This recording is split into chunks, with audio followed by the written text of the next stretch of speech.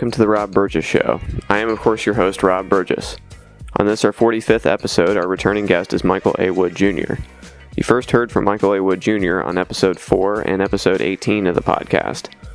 Michael is a police reform activist who, after spending a career in the United States Marine Corps and Baltimore Police Department, has torn down the blue wall of silence. He has become a vocal advocate of a new era of civilian-led policing. While completing his doctorate studies, Michael works as much as possible with grassroots activism and makes media and speaking appearances to further the discussion on police reform and the needs of the people. You can find him on Facebook and Twitter. You can also find his website at michaelawoodjr.net. He is also the executive director of Veterans Stand. And now on to the show. How's it going this morning? Oh, it's going. I'm already running around like a chicken with my head cut off. That's every damn day. Definitely. So I guess just to start at the beginning with the Veterans Stand thing, when did Veterans Stand first start? Like, what was the timeline as far as starting that group? We backdated it, I think, to November 10th, and I think that's a good date anyway because it coincides with the Marine Corps birthday. So I'm not sure whether the phone call was actually on the 9th or the 10th still that Wes called me and decided to try and convince me to do this thing. Mm-hmm. So right about then is even when the first remote possibility of the idea was even mentioned. Right. And was it clear from the beginning that Standing Rock was going to be the first focus of this? It wasn't probably a question, I assume. Well, yeah, because this is originally Wes's idea. It's kind of just evolved from that. So when Wes called, he had already spoken with Standing Rock and everything, and he's an environmentalist, I guess, phrase it like that. Mm-hmm. So he was fighting for that cause specifically for those type of reasons and for the Lakota Sioux contacts that he already had. Mm-hmm. So that was specifically designed at that moment for only that call. I see. Okay. And what was the connection with veterans? Were there any veterans there before at Standing Rock before you guys started getting involved, or was there a particular call for you to get veterans involved in this? No, so that was the essential element of Wes's original design or idea was that he's a former lieutenant in the cavalry, and knowing he already knew me being a Marine, and so he said, well, this common thread that we have has to be a common thread in a broader concept, right? So us being these progressive veterans that were both in combat units, and yet we still think this way, we can't be alone. So let's put out the call for others, and I thought it was really going to be a relatively small group, so I didn't have any confidence in it at all. I gave him crap and told him that if we got some money, then I would start remotely believing in the idea, but I thought maybe you could get 100, 500 people up there, and maybe $100,000. Mm-hmm. And what did it end up being? What was the response? So it ended up being right around... Well, we closed it at just over 2,000 on our official roster, and then we have pending roster that goes up to 4,000, and then most of the estimates are about 4,000 people showed up because too many people, people were just going to show up on their own, mm-hmm. even after we closed everything down. So I'll take the conservative measure and go somewhere around 4,000. Okay. And just over $1 million. Okay, yeah, that was what I was going to ask. So it seemed like you guys had a pretty good rough go of it when you were heading up there. Do you want to kind of explain what happened with all the hardships and everything? I wouldn't know where to start with all the hardships. The fundamental premise of getting a lot of people up there and back alive was my goal. I had a realistic goal. My realistic goal was, I even said this on TYT, before we went, if I can get 2,000 people in the middle of nowhere and get them home alive, mm-hmm. that's a logistical miracle. Mm-hmm. So when we got there and, things were a mess, of course they were going to be a mess, especially with no contact. I think that was a huge issue that we ran into right from the beginning, is not understanding how much it's in the middle of nowhere. Mm-hmm. Right? So you tell somebody something, and it's like you step back 50 years in time or something. Right. Because what happens from a leadership perspective is you tell somebody to go do this and to be here, right? Mm-hmm. But then you cannot actually contact them at all for 4 or 5 hours, maybe. Right. So in that 4 or 5 hours, somebody comes in and says some other message that like they just completely made up, or some telephone game was played and everything changes about what they're doing, so they end up going to places that they're not supposed to be, and then by the time you find out, you're like, what are you doing there? Right. And so you had all those really communication bumps of just getting so many people up there in such a short time period, and that wasn't very communicated very well on our end, I guess, evidently, that you had to be completely self-sufficient. You weren't supposed to be relying on anybody else. This was more like a convention. You get here and we're help. It's not like we're going to be an entire babysitting, catering service, which is what it seemed like a lot of people wanted. A significant group wanted to do their own agendas. Like they wanted to actually go out there and make sure that something happened, they just felt like they wanted to fight. So then when we first got there, everybody started showing up, and the fight was called, and they were like, hey, you guys won for now, go. So it meant like it was like a bunch of people ready to get into a fight showed up, and there was no fight. So it's like they wanted a fight, and we're trying to do things to encourage a fight. So then being snowed in with the blizzard, having all that tension, I thought it was another miracle that we didn't have any fights and people didn't go crazy and nobody died in the middle of this blizzard. And if I could tell anybody, I thought this was a convention. It turned into an entire organization, and then it became a FEMA operation, all in 3 days. Right. I'm glad you mentioned the blizzard too, because as all this is happening, you've got like whiteout conditions, right? Yeah, and it's madness. And it was this storm. Like, I've been in bad weather, dude. This storm felt like Mother Nature came in and was like, I just want to remind everybody who is really in charge here. I mean, that's really what it felt like to me. It's like, oh my God, like you couldn't go outside. If you had gear on, you would die in minutes. Right. It was brutal. So people that got mixed messages ended up going to places they weren't supposed to be and didn't have adequate shelter. So then it became where I just had to take up the role and the mantle of trying to do a FEMA operation when we're not at all set up or prepared to do a FEMA operation. So trying to get everybody out alive and getting resources. I mean, in these whiteout conditions, we're wrecking rental cars all over the place. Buses were smashed and broken down, and it was like everything that could go wrong possibly did go wrong. With no communications and everything. So we ended up as a FEMA operation, got nobody fighting, ended up having most people have a good time unless they were in the wrong place where they shouldn't have been to begin with, and were incredibly unprepared for the situation and weather up there, and got everybody home alive despite all of these disasters. I mean, it's certainly something that's never been accomplished logistically in history. Right. And then you also had some problems with, I guess, Hertz and some other companies along the way. I mean, they didn't sound like they were super helpful to your cause. I'm still having problems with Hertz. I don't want to talk about Hertz right now. Okay. I have problems with M&T because they have this bureaucracy. I couldn't get money access because they have this bureaucracy of paperwork and stuff, and it's like our big battles that we end up getting into, it was like I was trying to run an emergency operation. If I needed to get a $70,000 bulldozer to get people out, I needed to do that now, right? And they were talking about like going through bureaucracy chains and how you can't do that. You have to submit requests. And I'm like, telling these people exactly what is going on, and they're giving me shit. But then they're leaning on this bureaucracy. When I've been in companies, I've been in government. I know bureaucracy is just that. It's just paperwork. Call the right fucking person and make it happen.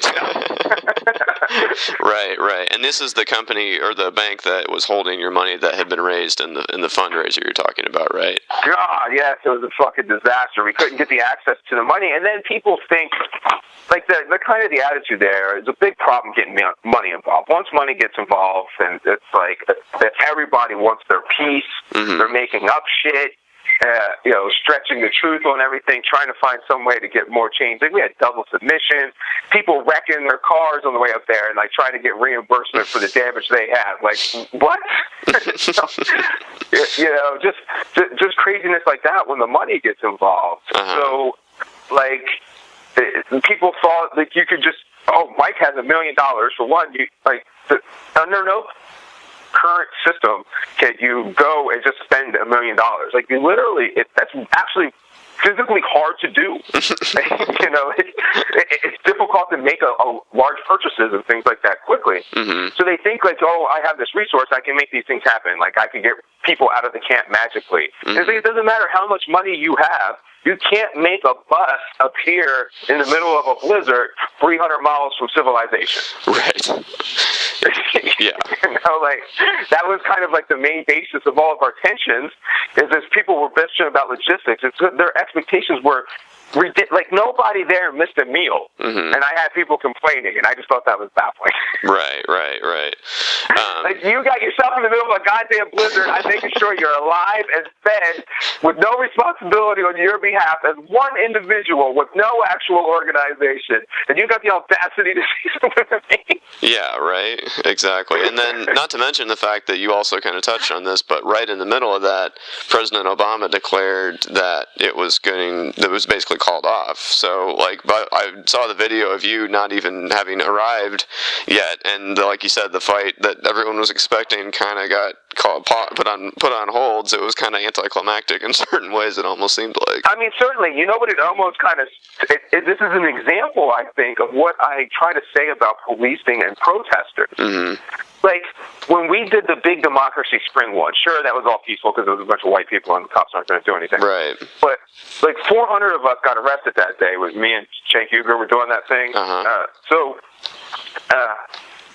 When we did that, and they lock up all these people, and they round them up and put them into these cells, like, it's these total different environments that nobody is understanding. Like, they think they're in D.C. doing something like that, and they're in.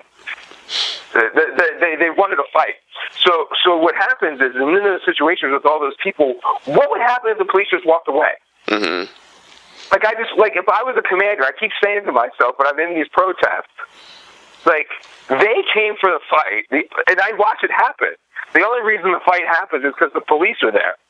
And it's like, I don't understand why you're even showing up. If I'm in charge of this police department, I'm like, you guys want to do that? Okay, see you later. and it totally takes your fire out, right? Yeah. Like, even if you wanted to march, or you wanted to be like, fuck the police, and we were like, yeah, have your rally, man, have a good day, and left. It totally saps the fire away, and that's what happened here. It was like Obama was like, you guys did show up. Okay, yeah, we're good. I'm going home. Yeah. And it's like, wait, you're going home? I was all ready for the thing. Come on, come back. Yeah, you showed up for the game. You're ready for the Ravens and Steelers to fight. Yeah. The Ravens show up and be like, yeah, man, we swapped it. We're out, son. Cool. Exactly. Now, can you imagine the whole stadium be like, what the hell? Yeah. I got my cooler and everything. This is not what think of how empty that win would feel. Like, people would be walking out of the stadium with their head down. They'd be yeah. And you fucking won. Yeah. So, in the aftermath of that, I listened to your thing that you posted on SoundCloud. It doesn't maybe sound like you're working together with Wes Flynn or L'Oreal Blackshaw or the person I spoke with, Ashley Jennifer Parker. What was the source of the different directions, and are you guys working together now anymore here? No, we're not working together. Okay. So I don't fully understand what happened with L'Oreal. As soon as we opened our stuff up to audit, and we said we were going to make ourselves public and be a 501c3, mm-hmm. She suddenly got not friendly with us. and started bitching about things and trying to like do some kind of power thing that was really weird, like influencing other people to complain to us about giving them more money. And it was like, this operation was over the 7th. I have no idea what you're talking about, and trying to make a big public stink about things, that we weren't continuing supporting missions. And so, come to find out, I think there's a little mismanagement of the money that she had access to. Mm-hmm. And that's not anything I'm going to pursue. That's fine. It at least went to some people that needed it, I'm sure. Mm-hmm. But that's something I'll keep, just sitting there on the shelf. Mm-hmm.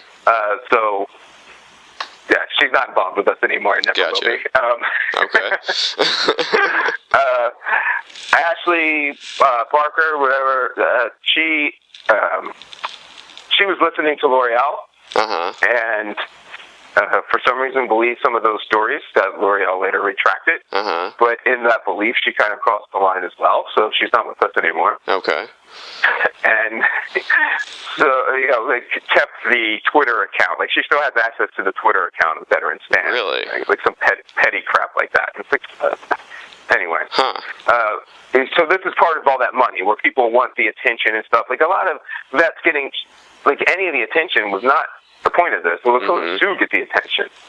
Yeah. So, there were things that when I saw people not doing what the Veteran Stand thing is, then, they're going to get cut out. This is a voluntary organization. If you don't want to do it our way, that's cool. Don't do it our way, but, you're not with us. So you and Wes Flynn are not working together on this anymore, is that correct? Wes Clark, funny how you're doing Flynn, because General Flynn and General Clark, and you're flipping at the Freudian slip. I see it. That's pretty funny. So we don't have, we're friends still. We don't have no animosity. This is a methodology. Okay. Dispute that we have. So that's, again, like, Veteran Stand is about serving the people and doing things to build framework and structure so that we enable others to have a voice and do things. Wes is on a spiritual journey and thinks there's some kind of religious element to it, and that is not, when I need management and logistical things, when the stress hits the fan, like a blizzard comes and hits 4,000 people that are unprepared to be in that weather, I don't need anybody praying to Jesus at that time. just need science and facts, mostly. Yeah, so it's like, we're good. But we just got different roles here, and leadership in this kind of thing isn't one of those roles. Sure. So leadership, Wes can have leadership and join us. It's welcome to join us on any events if he wants to do like some kind of chaplain side thing or whatever, but it's not what we're doing. Right. So what's going forward, it's just Veteran Stand, not for one particular thing. Right, because the what will continue to evolve. Those are the missions. Gotcha. It was like, wait, this is already here. The name's already here. Veteran Stand, and for what? We continue to evolve. We're good. Let's keep it moving. Was Flint one of the things you were thinking about? I saw, like, maybe taking on next? It seems impossible to avoid. Like, I want to have this. Part of my plan and the way I want this thing to see is that we have to be specifically requested by community leaders to come in, formulate a plan together. We build the framework, they stand on the stage. That's kind of the concept. But in Flint, it's like the whole nation is like constantly bugging us, like, Flint. It's like, all right. So, I wanted to approach it a little more objectively, but I think I won't be able to do that until after Flint. Yeah. Well, it's kind of the next logical progression if you're talking about water rights and safe water and stuff. So. Yeah, I'm not, though. So the organization can be. Right. But, I'm still the same thing. I don't even know about the water rights argument, really.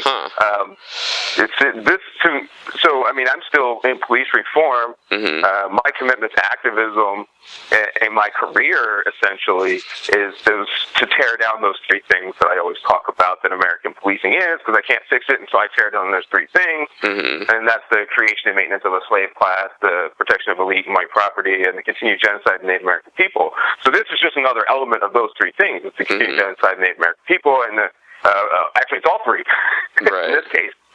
So that's why I would I mean, it's just another version of Black Lives Matter. Mm-hmm. Right. To me, so that's the thing about Standing Rock, why it's so good, is because there's 1,000 angles that show how fucked up that situation is. Yeah, exactly. Well, and speaking of that, Trump, of course, just announced that it's back on now, so I think that was expected, right?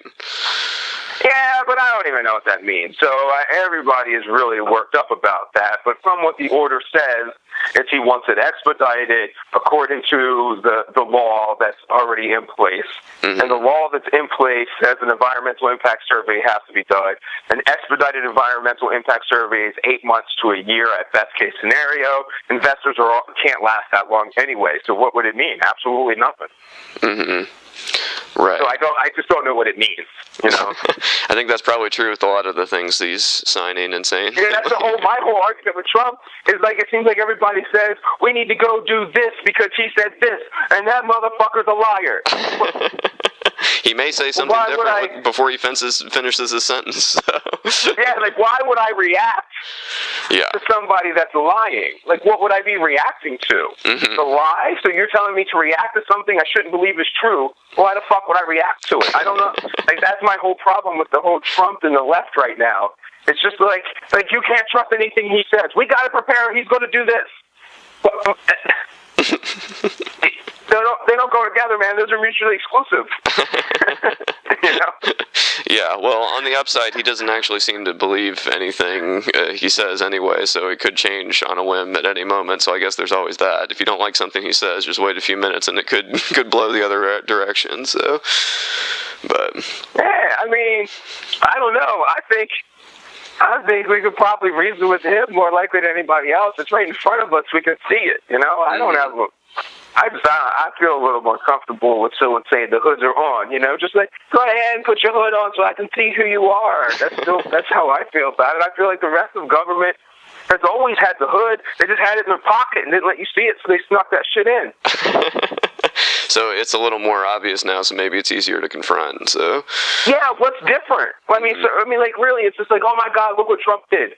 Like, well, what did Obama do the whole fucking time? Mm-hmm. Right. I mean, everybody says that. It's like all the things you're asking for and all the people you're asking to be in place are the same people that set the rules and set up the system that had me running around locking up black males fucking every day and putting them in the prison cells and hurting the city. Those are the same people. Yeah.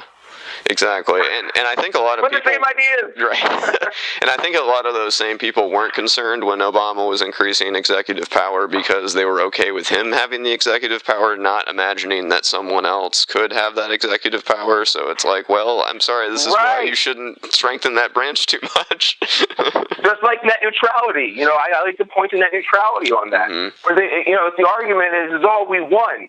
No, we only won because we happen to agree with Facebook and Google and YouTube at this moment. Mm-hmm.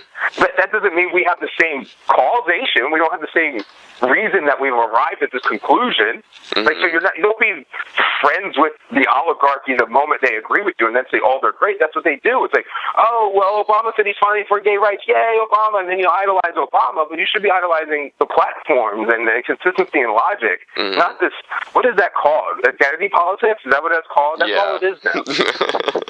Exactly. Now, before the election, I saw something kind of cool that Jill Stein had actually given you a shout out on Twitter. That was been pretty amazing. So, well, I think politicians should be doing a hell of a lot more talking to me. I'm really surprised they don't. It's like I tear down half their arguments because the police reform arguments that they have still are, like I keep saying, they're those Band-Aids. Like, all of these ideas have all been tried before. Mm-hmm. I don't care what candidate you have, your police reform ideas are fucking preposterous. They've all been tried, they've all been worked, and what you're trying to say is going to work, we have ample evidence, isn't going to work. Like, constantly in Baltimore, they're pushing this whole officers need to live in Baltimore and come from Baltimore. Mm-hmm. You mean like in Chicago? Mm-hmm. Right. Chicago got a better police department than you, Baltimore? No, I mean, it's fucking... there's no correlation to cops living in their neighborhood and doing their jobs better. Absolutely zero. Well, why would you fight for something that has no evidence supporting it? Well, if they arrive at work and then whatever mandates to get whatever numbers are still there, it really doesn't matter how far they had to commute in certain ways. That's what I'm saying. Yeah. It doesn't matter fucking at all. That's what in Chicago, the officers come from Chicago and have to live in Chicago. It doesn't make a goddamn bit of difference. And then in Baltimore, it gets even worse. So the cop that they praise is Melvin Russell here, and he lives in Delaware, and I'm like, oh. Yeah. The world we live in right now, man. It's that alternative facts world. I can't understand it. Alternative facts. Yeah, think the war is peace. So, exactly. Madness, dude. It's madness. I can't make sense of it. So it sounds like you're a little more comfortable with Trump than a lot of other people I've talked to. So you don't have any regrets or whatever about supporting Jill Stein and not Hillary Clinton at this moment. Oh, of course not. The lesser of two evils means still a morally corrupt philosophy. Right. It's always going to be a morally corrupt philosophy. I don't care about the outcome. I mean, so I don't have sides. I'm not a Democrat. I'm not a Republican. I fight extremely hard to be a scientist and eliminate my biases in these situations. I mean, that's what I do to even get to this point, is fighting all those things that you try to see influencing you, just like any scientist should do. So the conclusion I arrive at is going to be based upon results. So I get his rhetoric is trash, and it's embarrassing for the country. I get all that.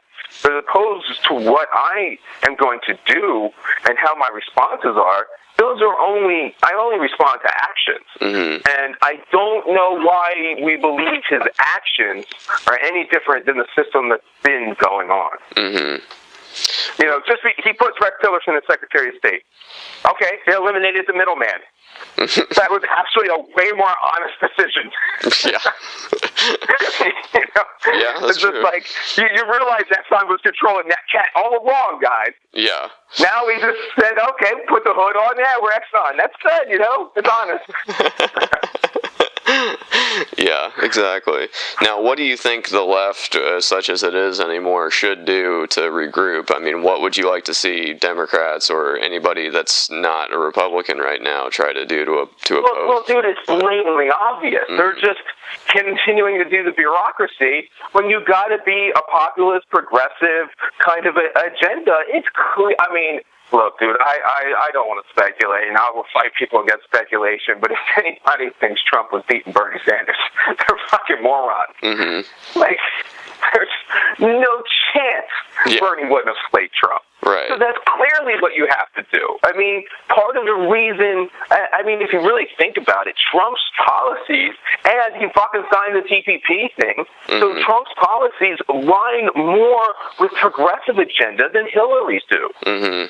So that's what I'm still trying to say, is that's the progressive thing that's kicking. That's why Standing Rock worked, is because we just made a bunch of veterans that recognize that they've been trained to kill brown people in the sands of the Middle East for no fucking reason. So they want to actually do something that makes a difference. So everybody is waking up to these progressive ideas and these populist ideas of improving everything for everybody. It's just that if you're white and in West Virginia and all you get fed is Fox News, and you do hate Hillary, and some of them have really good reasons for hating Hillary, they have been ignored for all that time. So they're still voting a populist thing that's very underlined to Bernie. I bet you a lot of those dudes would have voted for Bernie way before they would have voted for Trump. Yeah. I don't think racism accounts for all of his support, for sure. So. It's a stupidly small portion, because racism is based upon implicit biases half the time. They don't know they're racist, and if it got explained to them, they'd be like, fuck, that's a racist thing to think, but they just don't know. When you are out in Iowa, in the middle of nowhere, you're in Michigan, like, I've been to those places. I've been places in this country where I'm the darkest skinned person around for 200 miles. Those places exist, and it's like, in our bubbles on the coast, we don't know that. Right, yeah, and a lot of those places went for Obama last time and now went for Trump, so I don't know. I think there's some other elements going on there for sure. So, but we're talking just a few days after the Women's March, and that was a pretty big success. I didn't see any arrests anywhere, and it seemed like it was pretty calm and just a huge showing. What did you make of that? You mean and the police didn't have a response of violence to largely liberal, wealthy white women. I see what you're saying. I can be shocked because. Well, I saw some, and understandably, I saw a lot of people who have shown up for Black Lives Matter and things before, kind of being like, okay, this is nice. Where were you before, and will you be there again when we need you? Is this a one-off, thing? So. Well, then you should know where my position is. Yeah. Exactly. So you sound like you're a little bit cynical about the whole thing. Are you think it was just something for people to pat themselves on the back? I mean, I'm a little cynical because maybe it's because I look for it and I'm consciously aware of it because I'm in activism, but I saw a lot of coded language and that liberal savior that Malcolm X and Martin Luther King were talking about that I never understood really until the last few years. And when you see it right in front of your face, it's like, oh, that's what it is, Mm-hmm. and it's like, it kind of feels gross. Mm-hmm. Right. And like there was these things like I saw at least 10 posters, or march signs or something. People that were saying where they were alleging that Trump was so close to Putin that they must be lovers, and like had pictures of them kissing and stuff. So you're kind of shaming Trump and like calling him gay, like we don't do that. Like in a Black Lives Matter rally, we're not going to be making homophobic suggestions like that. Mm-hmm. And that's that white liberal thing where they don't see it, and they're just like, yeah, and it's like, no. Right, and they probably don't imagine that they're doing that in the moment. They're just using whatever tools at their disposal. They would probably say. Yeah, but you're at a women's march, so you're somebody at a women's march protesting Trump, calling him gay, and I'm like, oh, that is. Mm-hmm. Like, if I was at a Black Lives Matter rally, it would be one of those things where you'd be like, well, we got to address that. Yeah. I can't. So, but what would your plan be for pulling those people out of their bubble and starting having them thinking a little more universally on these things? No, I think these things are good for that. Like I saw that there's one picture out there, and I think like this should be on like Time magazine cover. Mm-hmm. There's a black female. And she's holding a sign that says, "Don't forget, it's white women that voted Trump in office." And she's holding the sign and she's sucking a lollipop. Yeah. And behind her are 3 white girls standing on a platform looking at their cell phones with the little pink hats on. And it was like, oh, there's so much in that picture, like the lollipop and all, where it's just like, fuck these bitches. You've got to see that picture. It's so good. Yeah, I've seen that one before. That's pretty. That says a lot. Yeah. But as far as like going forward, I know there's some marches planned for tax day to get him release his tax returns. I know people are talking about other movements. Is this at least a good opportunity to try to turn people into getting out and doing things that aren't just marching? Look, dude, I always want everything tied to a goal and an outcome. Mm-hmm. You have to have a measurement of success, not to just protest for the sake of protest, right? Uh-huh. So, like, I mean, tactically, you're kind of holding somebody ransom. You're holding quiet and peace ransom to have your grievance addressed, right? Mm-hmm. So it's like negotiating. It's like you were a hostage taker and you didn't have any hostages, like, or any demands. Be like, what do you want? Well, we're just doing this thing here. Mm-hmm. What? Like, you have to have a demand. You have to have an end result. And if the end result is getting his tax returns, I don't understand why the fuck we care. Mm. Like. Well, it might show that he has some change? untoward... Well, I mean, if he owes money to Russian oligarchs, that might be something interesting to know. But what makes us think that, okay, let's say he does. Mm-hmm. Is this Congress going to impeach him? Yeah, I guess I don't have much faith in the Republicans on that score. So.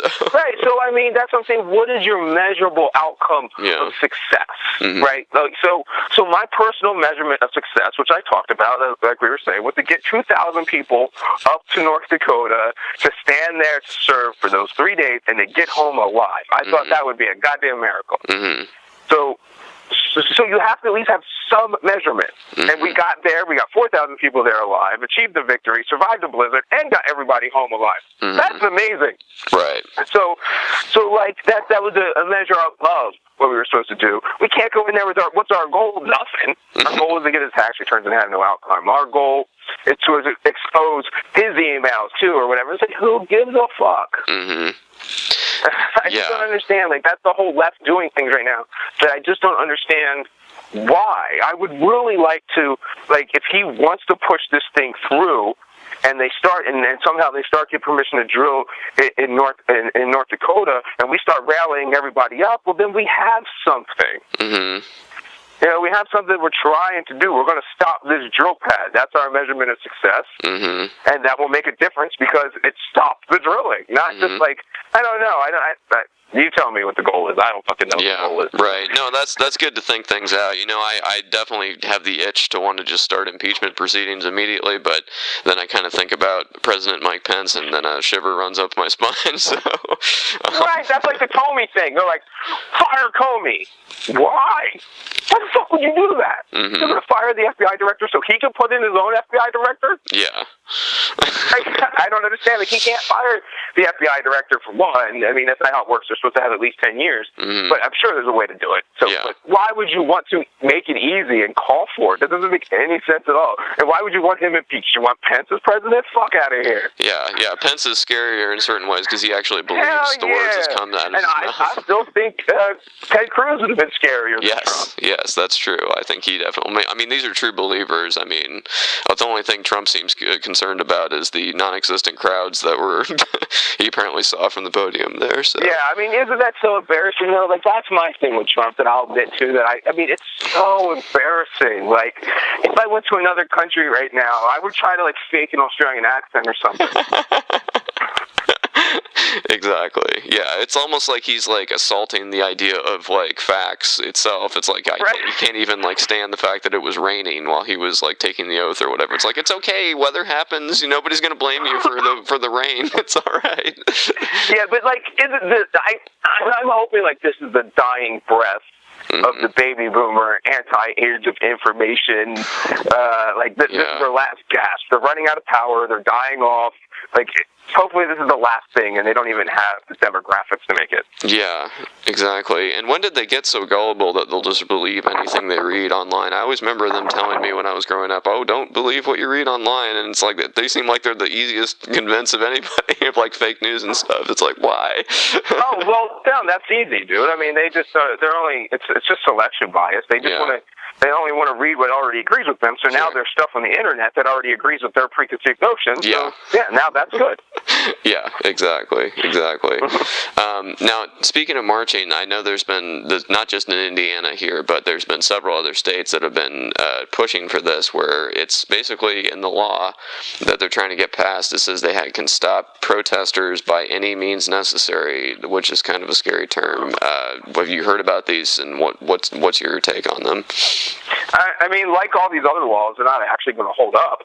Right. But, I mean, that's the thing. They don't care that, like, they're the people that are saying Constitution. It's like, well, that's not going to pass constitutional muster, dude. Mm-hmm. Right. It's not. Write it if you want. It's going to get overturned, and then you're going to get sued for it. So citizens of those areas, why do you want to pay tax dollars and write stupid-ass laws that are against the Constitution? Yeah, it's you're going to get sued for it, and that comes out of your pocket. Yeah, exactly. And then the second that tries to get enforced, it's going to be a pretty show it to be a pretty paper thin argument to begin with. Here, it's not like the First Amendment went away just because you made this state law or whatever. So, I mean, there's no way. It's stupid. It's silly. It's that's what I'm saying. It's childish stuff. The people that we've been told that we're supposed to look up to, and are the authority figures, they're fucking children. That's why we're all in this boat. Yeah, exactly. That's why I can't even get any of them to challenge me. You can find me one of these goddamn Republicans that's so smart to challenge me on any of these issues. Right. Well, I think that they would just want a simple answer, you know what I mean? Like the nationwide stop and frisk that everyone keeps trying to revive. It's like, that's a simple answer to a complicated question that doesn't even work. So it's like, they just want to... Stop and frisk isn't a relevant question. It's been patently disproven. Yeah, right. Yeah, we have data on that one. one. So. But. There's no argument to it. It's like, that's what I keep, like, it's been disproven for like over a decade. So like Oakland just hired a police chief that believes in it. Mm-hmm. And she was a finalist in Oakland too. And when she was a finalist in Oakland, I made a big stink out of it saying, hey, look, this is kind of clownish that you're trying to, considering somebody that believes in something that was disproven a decade ago. Yeah. And then that's who Oakland hires. Right. Well, I was actually just about to ask you about that. So, last time we talked, you were kind of petitioning for that job, and it doesn't sound like that worked out. Was it the same thing with Chicago when they picked their chief, or what happened there? No. So here's the thing: we pretty much knew it was a no-go. Some Oakland activists and people in San Francisco, because I applied to both. Mm-hmm. Both cities. And I didn't talk about San Francisco because that was the test. We did one where I made a bunch of noise about Oakland, and I didn't make any noise about San Francisco. Mm-hmm. So to see if that was a factor. Mm-hmm. So the vetting agency that they hire, a different company, for both of those cities, I forget what it's called now off the top of my head, but they're an entire all-white board. Mm-hmm. Right. And I was like, right away, I was like, oh, guys, I'm not getting past this. I don't even think I made it past the vetting stage with that company. Right. So that's why you end up with your finalists are all these same systems, promoters, the extenders of the oligarchy.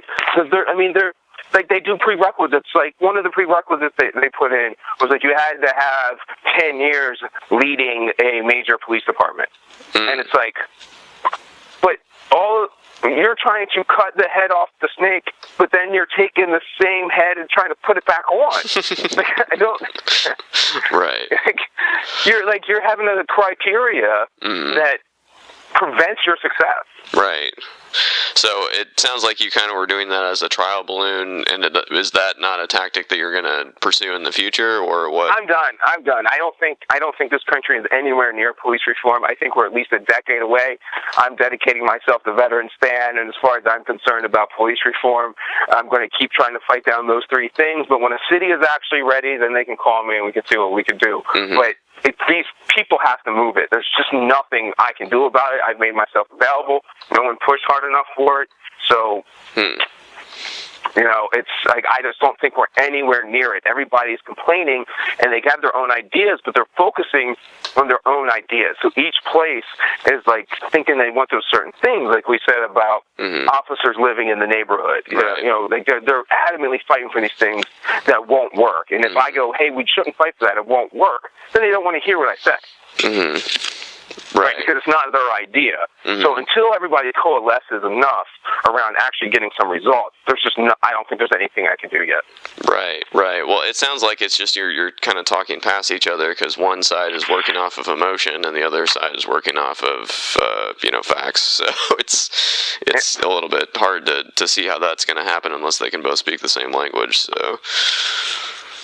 But yeah, I'm assuming they'll have to eventually get some of those things in place, realize that it doesn't make a difference, and then we have to go some more levels before they get to what I tried to tell them. Right. A couple years ago. Yeah, exactly. Now, as far as like with Jeff Sessions being considered for Attorney General here, and I know that's a little scary.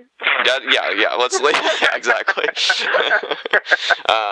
But as far as like what it means for the drug war, it seems like it's kind of like the genie's out of the bottle in certain ways. I don't see how they can go back. But then again, this is about the most drug warriest of the drug warriors, so I don't know if that's something they can peel back. What do you see happening in the States as far as states' rights go? Well, but see, again, that's like Obama didn't do anything to take marijuana off Schedule 1. Right. That was disappointing. So what's different? What's he going to do differently? Yeah. You already have, like, the safest substance that's known to human beings on the list that says it's the most dangerous thing to human beings, and you put people in prison cells for it. How are we going to get worse than that? Yeah, exactly. That's true.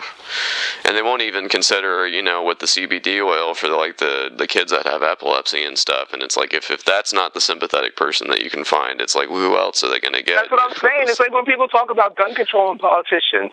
Like, they're like, when are we going to draw the line? It's like, dude, there were children massacred in an all-white neighborhood. Mm-hmm. There's no line. Yeah, exactly. No, after Sandy Hook, I think that was pretty much, it's like, well, forget it. It's like, what else is this going to take? So, but...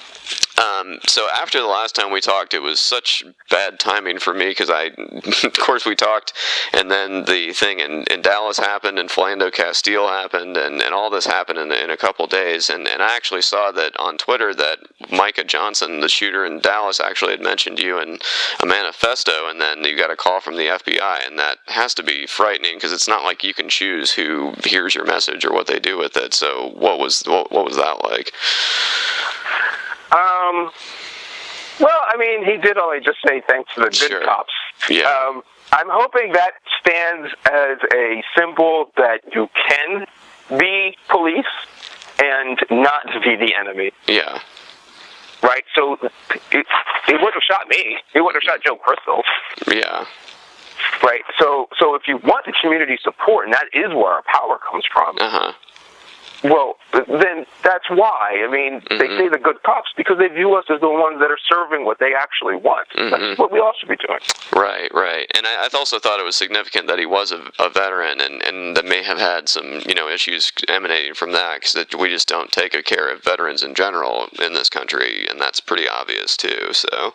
Yeah, and I don't even I get frustrated with even that paradigm that we say, how can we treat our veterans better? I'm like, yeah, that's part of it, but I'd really like to ask the question of how can we create less veterans? Yeah, that's a bigger question for sure. But I mean that when the drum beats of war get going, that no one really stops to consider that. It seems like it's just they want to steamroll ahead and wrap things in the flag and all that. So. But I don't know how to diffuse that, honestly, because my biggest fear, honestly, is that Trump is going to use some, thing to try to coalesce everybody around him, and patriotism, military. I don't know how to diffuse that, honestly. It seems like once people get that jingoism. What I'm saying there, I got you. But what I think is the big hope there, and that what came out of the veterans being a bunch of progressives, is that he's going to be asking a bunch of people that are under 30. To be carrying out these things, and these people under 30, even if they kind of agree with it, they're guaranteed to have a whole crapload of friends that would be in their ear telling them otherwise. Yeah. Right, exactly, and that demographic is definitely not trying to hear that. So that's true. That's what I'm saying. That's who your military is. It's 20 to 30-year-olds. The 20 to 30-year-olds in mass in this country aren't trying to hear that shit. I'm starting to think that maybe the baby boomers are the problem here. I have been saying that for about 2.5 years now. I say that in academia. It's mostly baby boomers, and they do not take it lightly, even when I suggest its possibility. Which is really ironic, since that was the generation of the hippies and all that. It's just like, why are you the problem? Well, you were supposed to change the world or whatever.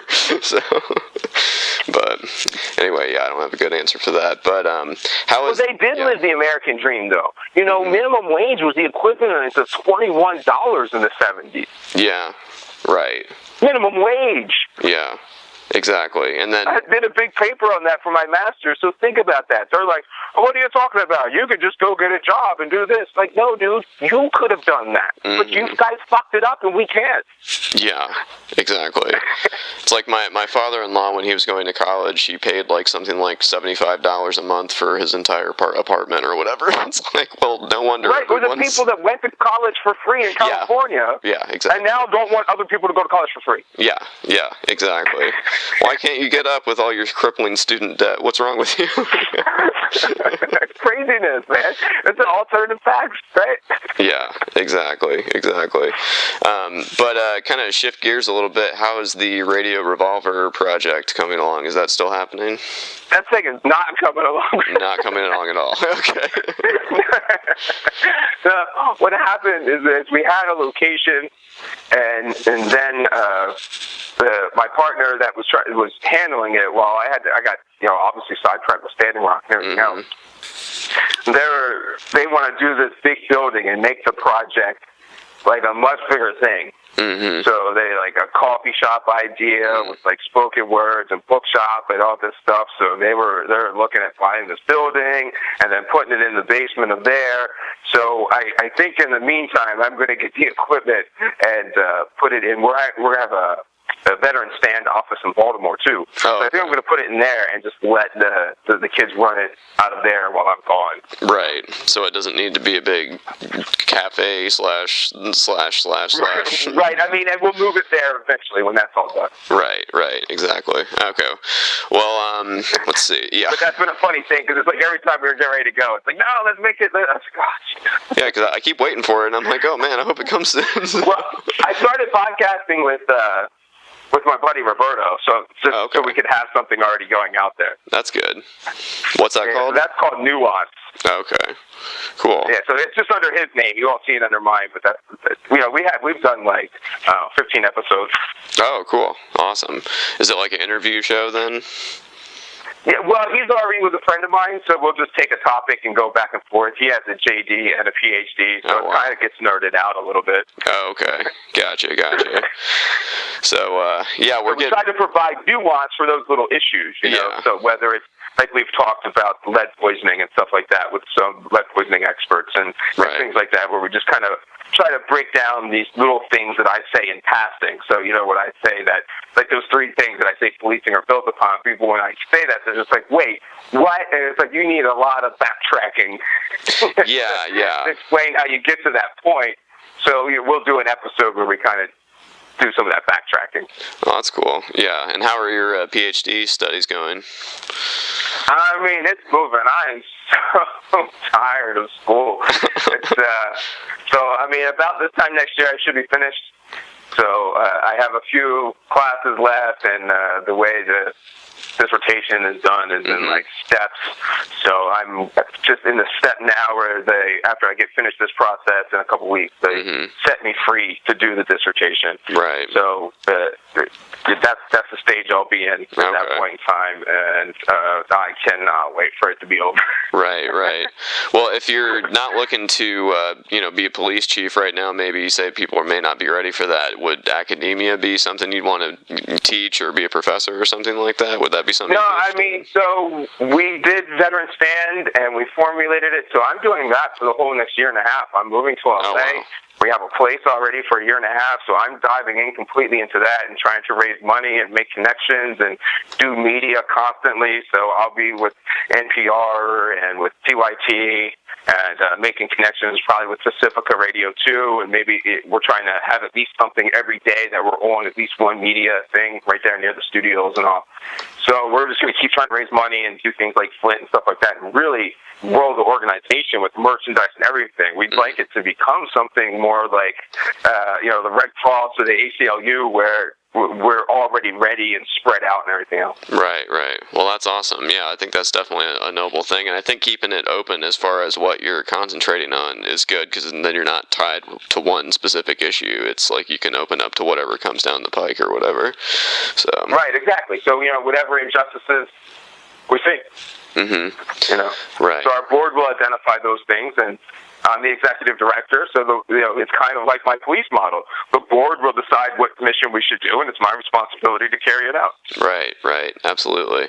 Now we're getting near the hour mark, and I really appreciate you taking the time once again. But have you been listening to the new Run the Jewels album? Because I've been listening to that pretty constantly. We talked about this a little bit on the podcast we recorded yesterday. Yeah.